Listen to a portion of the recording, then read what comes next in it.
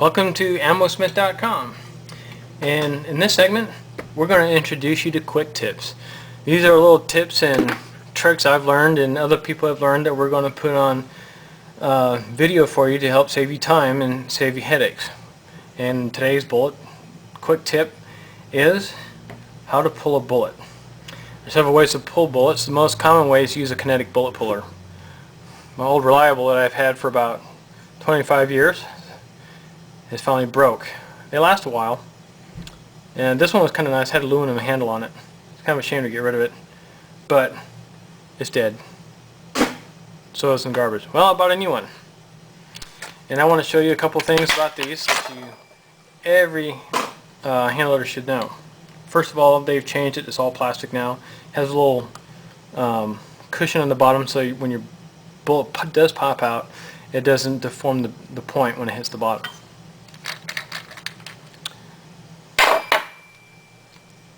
Here's the universal shell holder it comes with. This thing is a pretty chintzy piece of crap, and the first thing I do when I get it is I throw it out. You don't even need it. And what you use is a shell holder. A standard shell holder. Put the bullet into the shell holder. Make sure you keep pressure in the direction that will hold it in.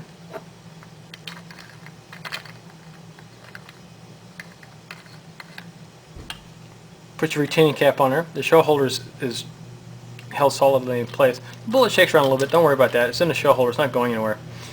And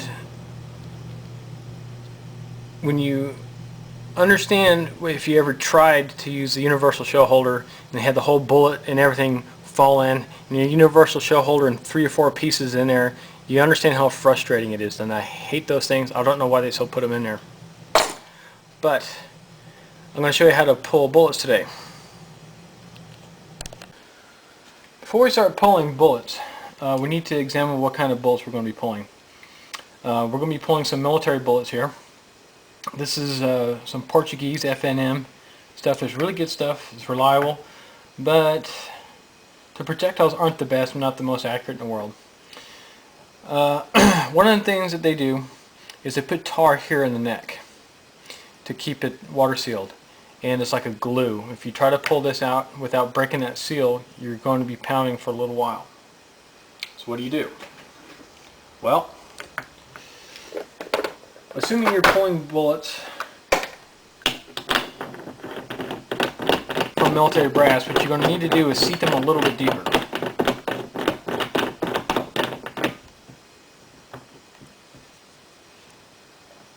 Take your bullet, put it in your shell holder, and you run it up into your die. Then you run your seating stem down until it stops.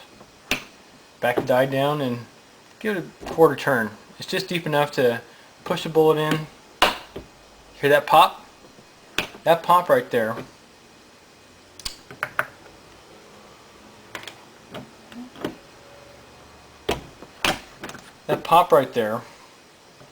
was the tar being broken between the wall of the neck and the bearing surface of the bullet. Once you do that, the bullets will pop out much easier. If you're beating out handgun brass, if it's not crimped, you don't really have to worry about it. It'll pop out quite easily.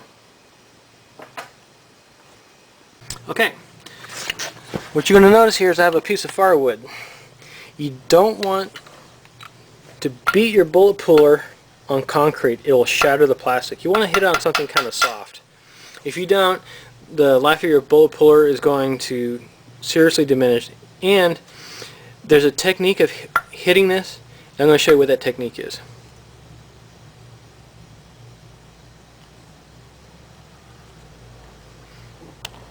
Okay, bullet pulling. You want to have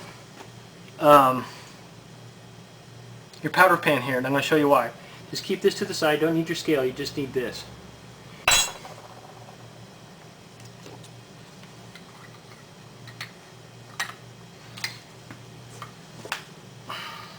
Here's a bullet I pushed in a little deeper. Put it inside of its shell holder. Drop it in.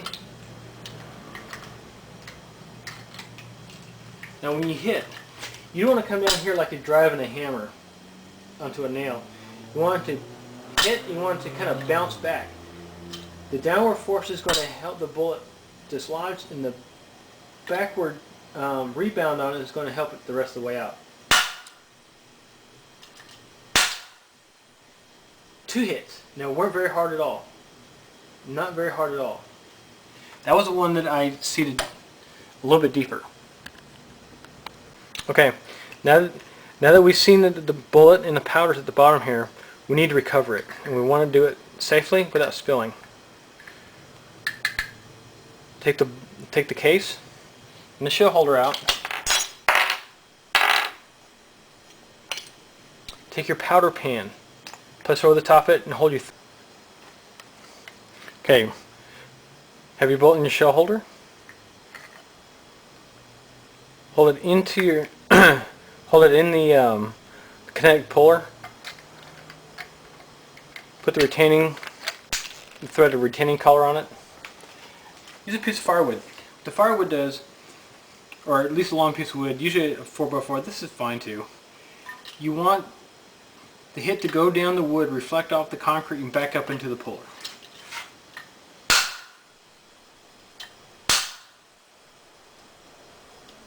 Two hits, the bullet is out.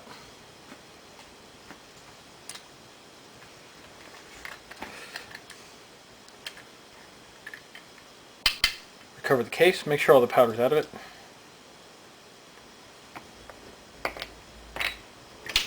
Okay, take your powder pan, put it over the top of your puller, hold it in place with your thumb like this.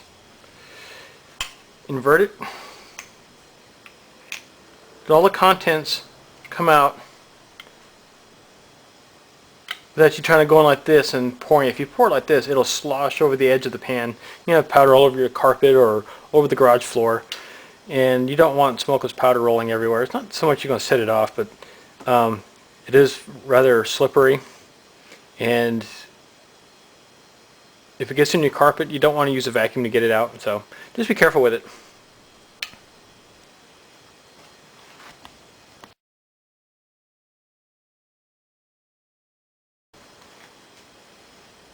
Okay, let's beat one out that hasn't been seated in. Deeper than to break the tar sealant that's around the bullet and the case mount. One whack. It really depends on the ammunition. The 308 or any of the 30 caliber stuff, and that would include the 7.60 by 39, has a heavier bullet. The more weight the bullet has, better chance of it coming out. Alright, I'm going to demonstrate this again. Your powder pan, right here, place it over the opening in the kinetic puller, hold it together like so. That way you have total control over it. Invert it.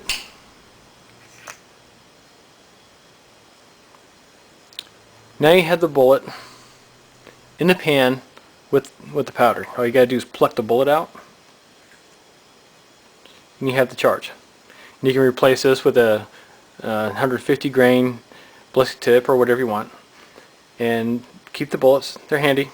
They're good for practice shooting or just plinking.